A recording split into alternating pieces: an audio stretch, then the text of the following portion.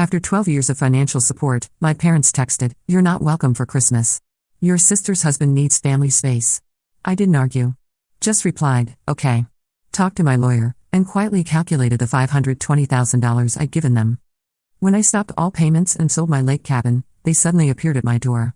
I'm Jessica Ellison. I'm 32 years old, and my own family uninvited me to Christmas via text message after I had spent over $500,000 keeping them afloat. It all came to a head on a freezing Sunday morning in November.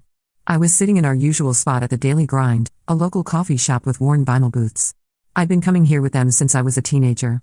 I got there first and slid into the booth by the window. I watched them arrive. My parents, Richard and Eleanor, and my younger sister, Marie.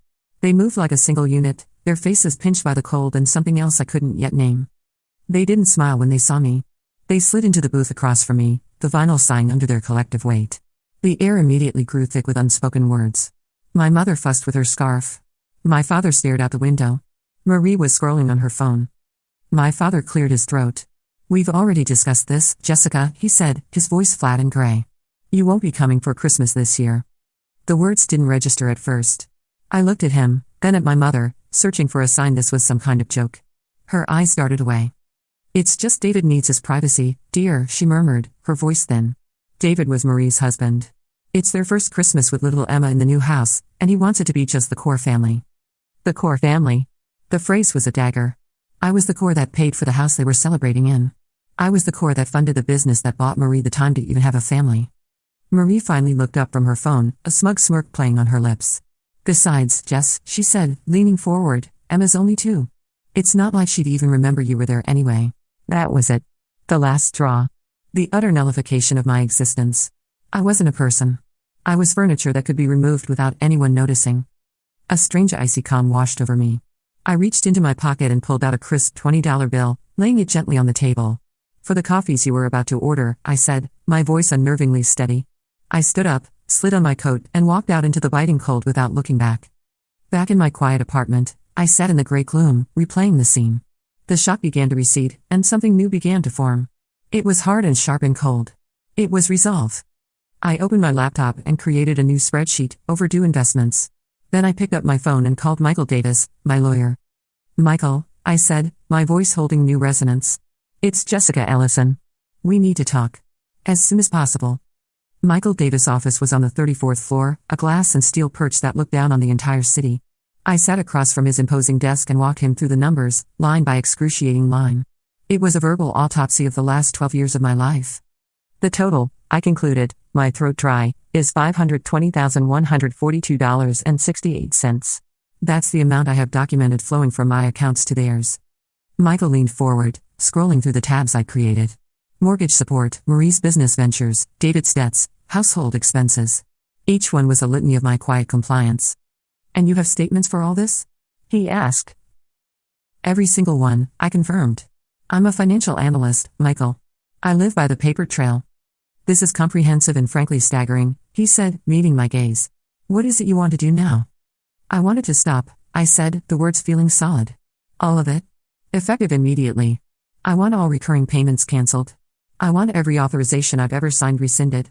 I want a legal firewall built between my finances and my family." He raised an eyebrow.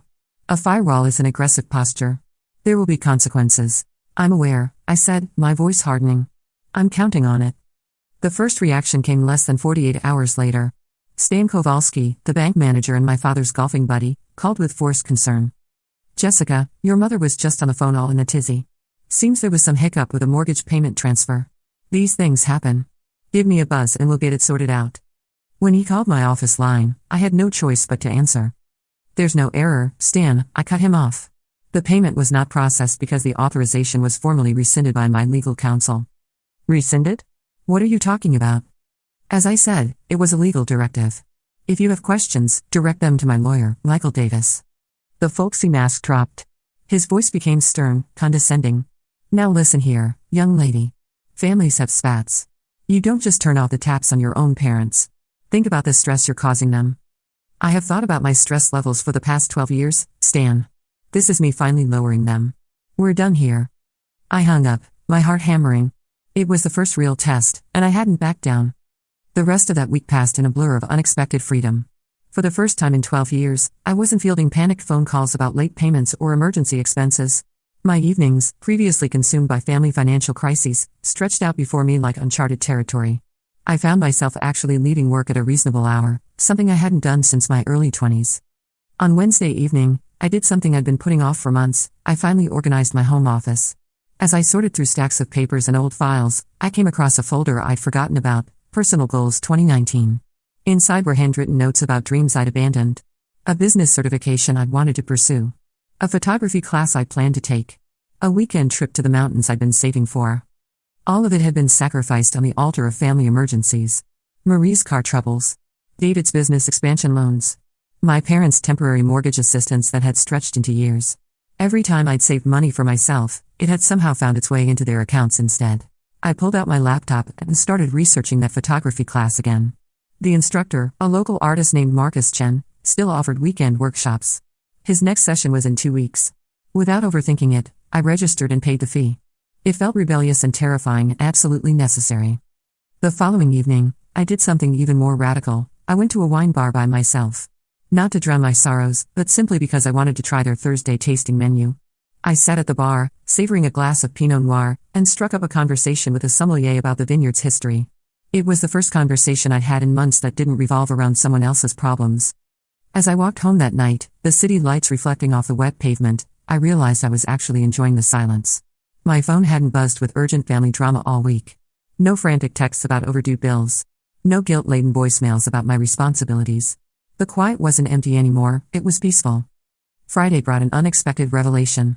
I was reviewing my personal budget, something I did monthly, when I noticed an interesting pattern. For the first time in over a decade, my savings account had actually grown that month. Not by much, just a few $100s, but it was growth nonetheless. Money that would have automatically flowed to my family's various crises had stayed put, earning interest, building my own future instead of subsidizing theirs. I stared at the number on my screen, and for a moment, I felt guilty. Then I remembered Marie's smirk, David's calculated email, my father's dismissive tone. The guilt evaporated, replaced by something much more powerful, possibility. That afternoon, my colleague Amanda mentioned she was looking for someone to split the cost of a weekend cabin rental in the mountains. It's this gorgeous place with a hot tub and hiking trails, she said during our coffee break. Perfect for disconnecting from everything. The old Jessica would have declined immediately, citing family obligations or financial prudence. Instead, I heard myself saying, "That sounds perfect. Count me in." Amanda's face lit up. "Really? That's fantastic. You've seemed so stressed lately, this will be exactly what you need." It occurred to me that my co-workers had noticed. They'd seen the weight I'd been carrying, the constant tension of managing everyone else's lives. Now, for the first time, they were seeing glimpses of who I might be without that burden. That weekend, I couldn't stay in the city. I got in my car and drove 2 hours north to the lake, to the cabin. As I drove, my mind drifted back to the day I bought it. I was 28, had just landed a huge promotion. I found the A-frame cabin after months of searching, nestled in tall pines with a wide deck and sturdy dock. I paid cash for it. I remembered bringing my family to see it for the first time. Marie was already talking about which bedroom would be hers. My mother was planning where to put her flower pots. My father did a thorough inspection, then clapped me on the shoulder. "Well done, daughter," he'd said. "Now the family has a place to get away. A real legacy to pass down." The family. The legacy. He hadn't said, "You have a wonderful place, Jessica." He'd absorbed it, co-opted it, socialized my private victory into a collective asset on the spot.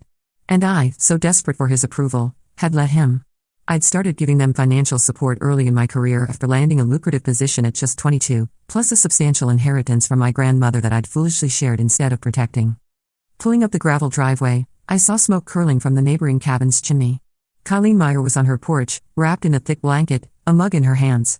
We had always exchanged neighborly waves, but nothing more. "Jessica," she called out. "Didn't expect to see you up here. Thought your sister and her family were coming up to get the place ready for Christmas." My jaw tightened. They had already told the neighbors their plans for my property. "Change of plans, Colleen." She studied my face. "Well, the coffee's fresh and the fire's warm. You look like you could use both." I found myself in her comfortable armchair minutes later, and the story just came out. The years of support, the text message, the scene at the cafe. I laid it all out. When I finished, Colleen nodded slowly. "I had to get a restraining order against my own daughter," she said quietly. I stared at her, shocked. She tried to sell my house. Had me sign some papers, said it was for estate planning. Next thing I know, a realtor shows up. My own daughter. She took a slow sip. First, I cried for a week. Then I got angry. Then I hired the meanest lawyer I could find. We proved fraudulent inducement. I won. Haven't spoken to her in 3 years. She turned to look at me. They only see the beautiful fruit on the tree. They enjoy it, take it for granted, complain when it's not to their liking. But they never think about the roots buried in the dark, doing all the silent, thankless work to keep the whole damn thing alive. Her words struck me like a physical blow. For my entire adult life, I had been the roots. Don't let them poison your soil to the point where nothing can grow again, she said. As I walked back to my cabin, her words echoed in my head. I looked at my cabin, standing against the twilight sky. This wasn't just a house. It was a symbol. It was the ultimate fruit they believed they were entitled to. I pulled out my phone and opened my web browser. I didn't search for therapy articles. I typed in the name of a real estate firm and called immediately. Sarah Jensen Realty. This is Sarah speaking. Sarah, I said, my voice firm. My name is Jessica Ellison. I own the A-frame property on North Shore Drive, and I need to sell it immediately. The fallout began in earnest Monday. My mother called 3 times before noon. Her messages progressed from worried to demanding. Jessica, honey, it's Mom. Please call me. The bank manager said you mentioned a lawyer? I think there's been a terrible misunderstanding. Jessica, I don't understand why you're doing this. Marie's car payment was declined. Her workshop equipment payment, the tools she needs to make a living, that was declined too. This is affecting her livelihood. Jessica Ellison. You call me back this instant. Your father is furious. Whatever point you think you're making, you've made it. Now fix it. Her focus was laser sharp, the money, the disruption. Not once did she ask how I was. My father's call came that afternoon. What the hell do you think you're doing? He barked. I'm managing my finances, Dad. You're throwing a childish tantrum and hurting your mother. She's a nervous wreck because of you. Mom seems most nervous about Marie's car payments, not my emotional state. This is about Christmas, isn't it? You're so petty. You're gonna punish the entire family over a simple scheduling conflict? Grow up.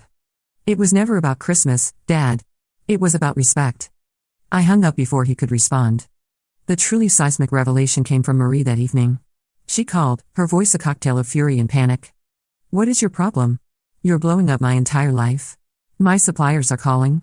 David is threatening to take Emma and go to his mother's. You're ruining my marriage. Your marriage is not my responsibility, Marie. Neither are your business debts. I'm your sister. We're family. We're supposed to help each other out. You've always been like this. Mom and Dad were already pissed at you. I had to do damage control after you went around bragging about paying their mortgage. The world stopped. I felt the air leave my lungs. What did you just say, Marie? You heard me. It was so embarrassing. I had to tell them you were probably just stressed, that you were exaggerating to make yourself feel important. But I had never told anyone. Not a single soul. The shame of my parents needing help was mine alone. Marie had lied. She had gone to our parents and painted me as a boastful braggart while positioning herself as the humble, protecting daughter. I see, I managed to say. Thank you for clarifying that, Marie. I ended the call. Sleep was impossible that night. Around 2 a.m., I went to my home office. I started digging through old external hard drives, searching for digital correspondence. Then I saw it, a folder labeled family_miscellaneous_2019. Inside was a subfolder, email_chains. One title jumped out, Jess's attitude. The email thread opened, and reading it was like watching a secret recording of my character assassination. It began with Marie writing to our parents. Hey Mom, Dad, hate to be a downer but I'm getting worried about Jessica. She keeps making comments about how much everything costs, how she's helping out. It feels like she's holding it over our heads. It's making David really uncomfortable. Just thought you should be aware. My mother's reply was almost immediate. Oh, dear. I was hoping I was imagining it. You know how proud your father is. He would be mortified if he thought Jessica was telling people we needed her help. But the final email was the one that stopped my breathing. It was from David, long and calculating. Eleanor, Richard, I'm writing because I love this family and see a potential issue. Jessica's financial involvement is creating an unhealthy power dynamic. It puts Marie in a difficult position, making her feel like a second-class daughter. For our family's long-term health and for the stable environment we want for Emma, perhaps it's time to encourage Jessica to step back. Perhaps limiting her involvement in intimate family events, like holidays, would give us space to recalibrate without direct confrontation. A soft reset, allowing everyone to find their proper footing. A soft reset. It was all there, a premeditated, bloodless coup. My exclusion from Christmas wasn't recent. It was the culmination of a multi-year campaign. I picked up my phone. It was 2:30 a.m., but I didn't care. Sarah? It's Jessica Ellison. I want you to call the cash buyers first thing in the morning. Tell them we accept their offer, but I have one condition: the fastest possible closing date the law allows. With the cabin sale in motion, I began laying the foundation for a new life. I remembered Evelyn, the owner of Page and Pine Bookstore, who had invited me to a business book club months ago. My evenings had been reserved for family crises then. Now they were my own. I walked into the bookstore on a Tuesday night feeling like an imposter. Evelyn guided me to a cozy back room where people were gathered around a table, discussing business strategies. For the first time in years, I was in a room where my identity wasn't daughter, sister, or family ATM. I was just Jessica. When I offered a financial critique of the book we were discussing, a man at the far end spoke up. That was the most incisive analysis I've heard all night. You cut right through the rhetoric to the structural weakness. This was Robert Anderson, a legend in the local tech scene. After the meeting, he approached me. That was sharp analysis, Jessica. You have a knack for seeing cracks in the foundation.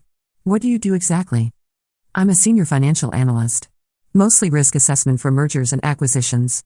Figures, he chuckled, pulling out a business card. I'm advising a promising startup. Great concept, brilliant engineers, but their financial plan is a mess. They need someone with your eye. Would you be interested as a paid consultant? I was floored.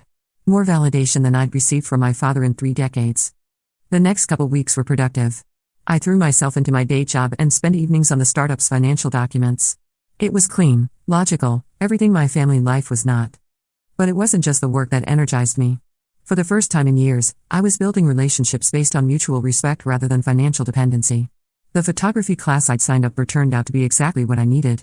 Marcus Chen was an excellent teacher, patient and encouraging, and the other students were a diverse group of creative professionals who treated each other as equals. During one session, we were practicing portrait photography, and I found myself behind the camera for the first time in years.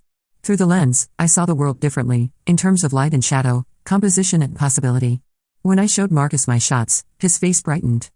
You have a natural eye for this, Jessica, he said, examining the photos on my camera's LCD screen. Have you considered doing some freelance work? I know several local businesses looking for someone to do their marketing photography. The suggestion caught me off guard. A side business? The old Jessica would have immediately thought about how the extra income could help with family expenses. But this Jessica, the one who was slowly emerging from years of financial servitude, had a different thought entirely. What if I kept every penny for myself? The weekend trip to the mountains with Amanda was a revelation. We stayed in a cozy cabin that overlooked a pristine lake, spending our days hiking and our evenings by the fire, talking about everything and nothing.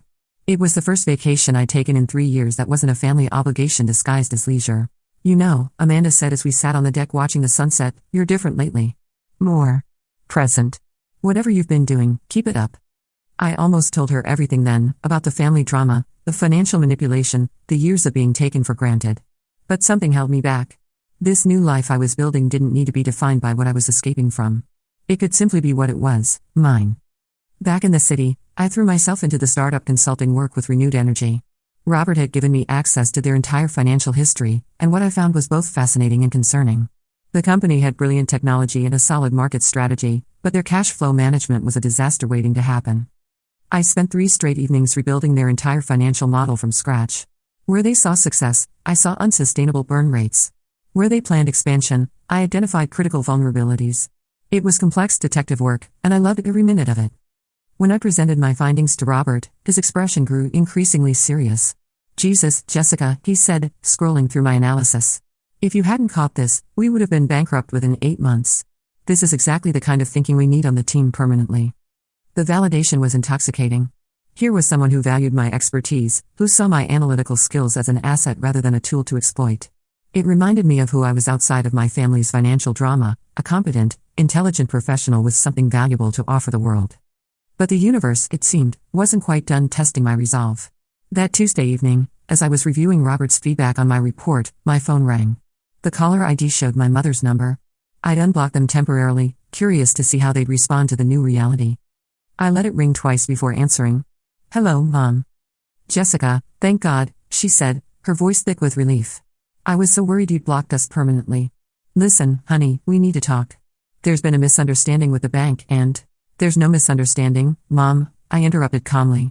The payments stopped because I stopped them. But sweetheart, you don't understand the position this puts us in. Your father is beside himself. Marie's business is suffering. We're family, Jessica. We help each other. The word family used to be my Achilles heel. It used to make me fold immediately, guilt and obligation washing over me like a tide.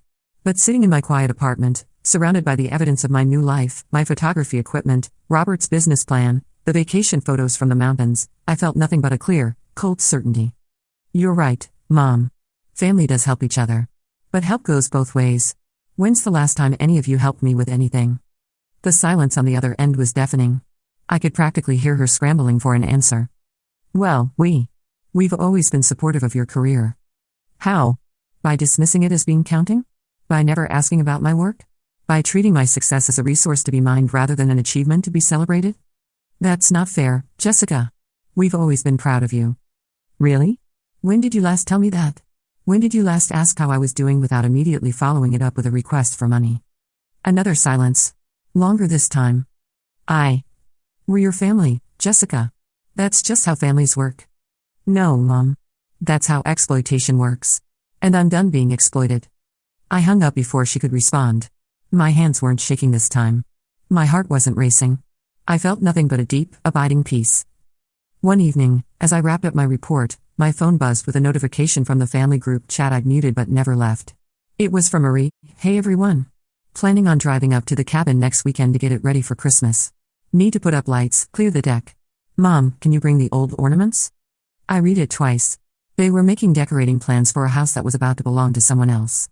I took a screenshot and forwarded it to Michael with a single line. For the record, please ensure the new owners are aware they have the right to press trespassing charges if anyone attempts to use the property without permission.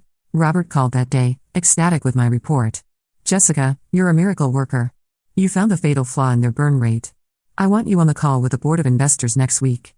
The final conference call was scheduled for December 1st. Everything was converging, the demolition of the old and construction of the new would collide on the same day. They arrived on a Sunday night, exactly 1 week before the cabin closing. The doorbell chimed, unexpected and jarring. I looked through the peephole and my blood ran cold. There they were, all four of them huddled in the hallway like a delegation of doom. My parents, Marie and David. My mother bustled in first, holding a familiar tin. We brought your favorite, dear. Oatmeal raisin. I baked them myself. It was a lie, they were from the bakery down the street. David swept in next, clutching a gift bag. We saw this and thought of you, he said, his voice smooth. My father and Marie filed in last, moving to my couch with impatience and ownership. Jessica, my father started, commanding. This has gone on long enough. Your mother is worried sick. You've made your little point. Now act like a daughter. What foolishness would that be, Dad? I asked, dangerously calm. Don't play dumb, Marie sneered, her leg bouncing nervously. The accounts. The money. You're gonna call the bank tomorrow and fix the mess you made.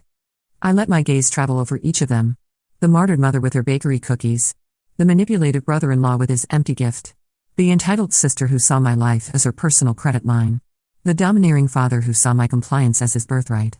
There's nothing to fix, I stated. The arrangements you were accustomed to are over permanently.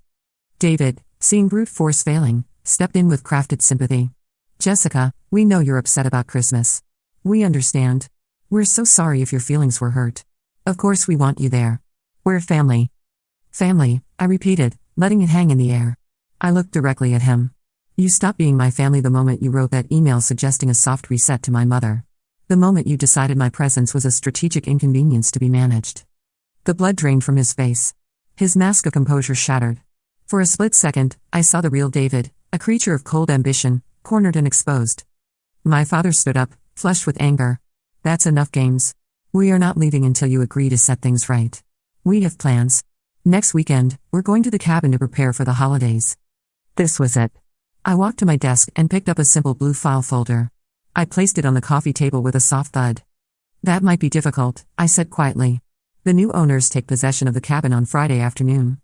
The statement was so direct it took them a moment to process. Then comprehension dawned. My mother gasped, her hand flying to her chest. David's face went ashen. My father sank back as if his legs had given out. Marie found her voice first, a choked squeak. What? You can't sell the cabin? That's our family cabin. No, Marie, I said, my voice cutting like ice. It was never our cabin. It was always my cabin. The cabin I bought with my money. The cabin I paid the 6-figure property taxes on, insurance, utilities, every single year while you treated it like your personal resort. I tapped the blue folder. In here, you'll find the original deed with my name only. The fully executed sales agreement. Confirmation of the wire transfer.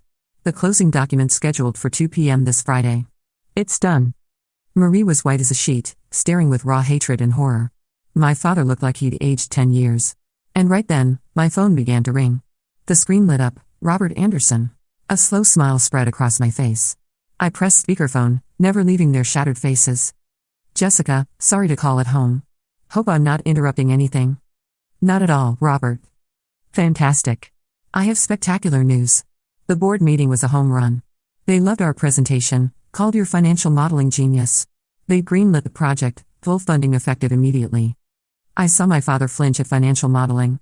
He'd once called my career a boring bean counter's job. And that's not all, Robert continued. They've approved my proposal for the new subsidiary. Jessica, I want you to run it with me as a full partner. 50-50 equity partner. This is the big one. Partner. Equity. The words echoed in the suffocating air. I watched the last hope drain from my mother's face.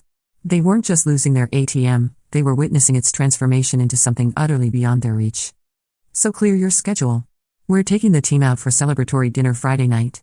Time to celebrate with people who are actually happy to see you succeed. The kind of family that lifts you up. I looked at the 4 stunned people in front of me. You're right, Robert. The kind of family that lifts you up. I wouldn't miss it. I hung up. The silence that followed was the dead, heavy silence of total defeat. My father seemed to have shrunk. Marie was breathing in short gasps. David was utterly still. My mother finally broke the spell. How could you, Jessica? She whispered, tears spilling over. After everything we've done for you, how could you do this to your own family? The sheer audacity almost made me laugh. I met her tear-filled gaze without a flicker of guilt. You're asking the wrong question, Mom. You shouldn't be asking how I could do this to my family. You should be asking how my family could have done what they did to me. There was no answer.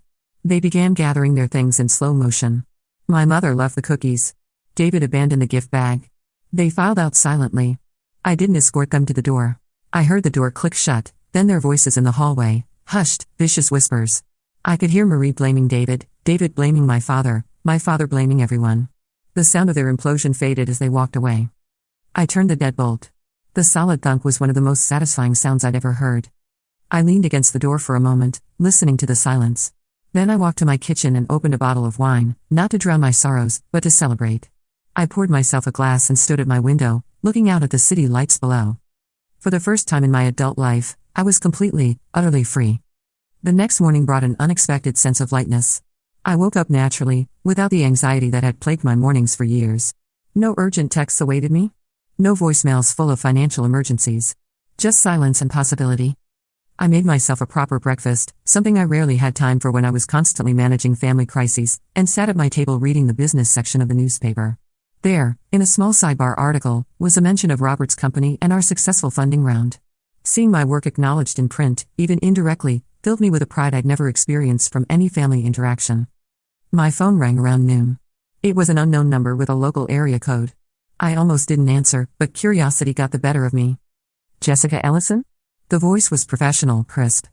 Yes, this is Jessica. This is Janet Morrison from Morrison Financial Consulting. I hope you don't mind me calling directly, but Robert Anderson gave me your number. I understand you've been doing some remarkable work in risk assessment and financial modeling. I sat up straighter. Yes, I've been consulting on a project with Robert. Well, word travels fast in our industry, and frankly, we've been looking for someone with your particular skill set. Would you be interested in discussing a more permanent arrangement? We're prepared to offer significantly more than what most firms pay for this level of expertise. My heart began to race, but this time with excitement rather than anxiety. A job offer. A real one, based on merit, not family obligation. I'd be very interested in learning more, I said, trying to keep my voice professional despite my growing excitement. Excellent. Are you available for lunch tomorrow? I'd love to discuss the details in person. After I hung up, I stared at my phone in amazement. This was what it felt like to be valued for my skills, to have opportunities come to me because of my abilities rather than my bank account. It was intoxicating. That evening, I did something I hadn't done in years. I called my college roommate, Sarah, who lived across the country. We'd lost touch when my family obligations became all-consuming, and I'd always felt too guilty about my financial situation to maintain the friendship. Jessica. Her voice was warm and delighted. Oh my God, it's been forever. How are you? For the next hour, we talked about everything and nothing. Her new job in Portland, her recent engagement, her travels. When she asked about my family, I surprised myself by saying, "Actually, I've made some big changes in that area. I'm focusing on my own life now."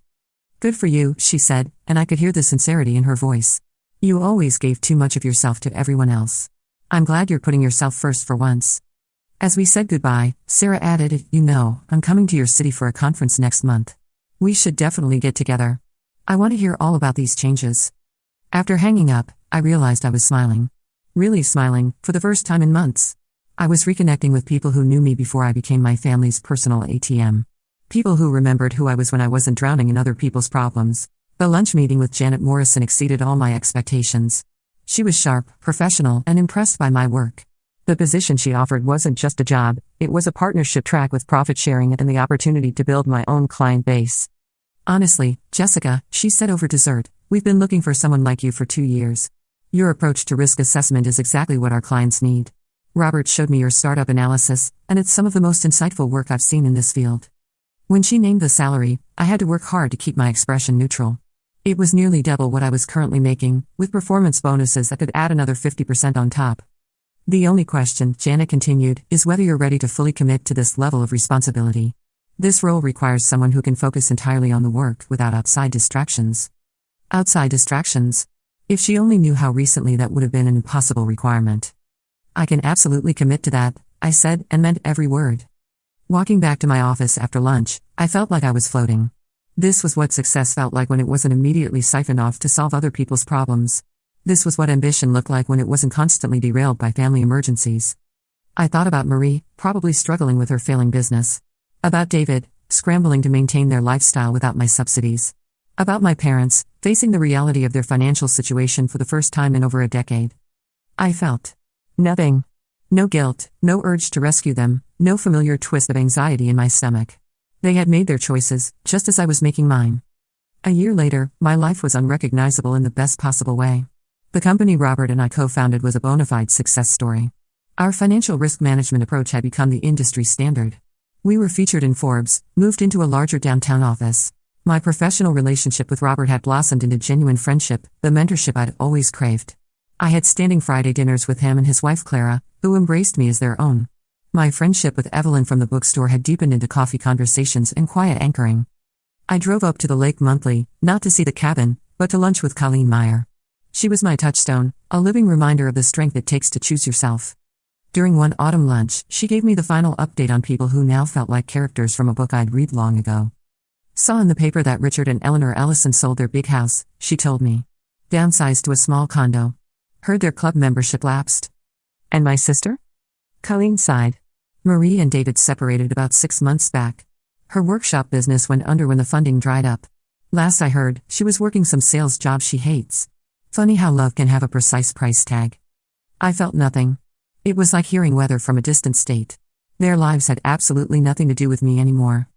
A week before Christmas, exactly 1 year after being uninvited, a thick envelope arrived at my office. I recognized my mother's elegant handwriting instantly. The letter was several pages of manipulative contrition. She wrote of sleepless nights, profound regret, finally understanding their mistakes. She'd followed my success in business news. "My dearest Jessica," it began. "There is not a day I don't think of you. I see your picture in the business section and my heart swells with pride I was too foolish to show, but that pride is followed by sadness for what we've lost. It was a good performance until the final paragraph. I see how successful your company is, how you've built a wonderful new life, and I see it as a sign from God. Perhaps with your new resources and what I've always known to be your generous heart, you can find a way to help us begin again. Perhaps we could find a new family home, a place for all of us to build new memories together." There it was. The hook. This wasn't an apology, it was a business proposal. They saw my success not as mine, but as a new, bigger well from which to draw. They were the same people with a more sophisticated vocabulary of regret. I stood up from my partner's desk, looked out at the city where I'd built a life on my own terms. I held the expensive pages, then walked to the heavy-duty shredder. I didn't hesitate. I fed the letter into the slot and watched the machine turn my mother's manipulation into powerless confetti. That was the final test. The end of the story. And I had passed. The following spring, I was sitting at an outdoor cafe with Evelyn and Colleen. The late afternoon sun was warm, and we were laughing about some absurd story. In that moment of simple, unburdened camaraderie, I felt contentment so deep it almost took my breath away. "You seem truly happy, Jessica," Evelyn said, her eyes twinkling over her teacup. I am, I replied, and the words felt solid and true. I really am. For 32 years, I'd operated under false assumptions. I thought family was an unbreakable bond you were born into, an obligation to fulfill no matter the personal cost.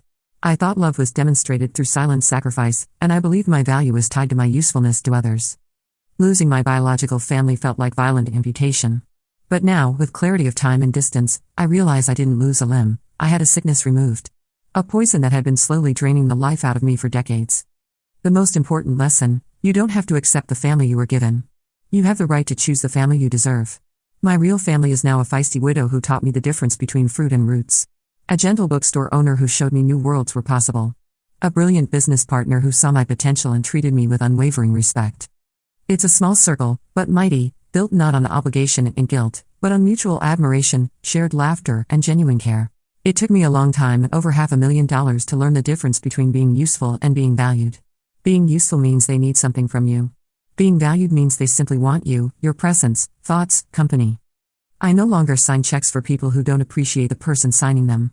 I invest my time, energy, heart, and resources in people and projects that invest back in me. I look around at my new life, at my real friends, at the bright future stretching before me, and I know with certainty that I finally found my real legacy. It wasn't a cabin. It wasn't a company. It was myself.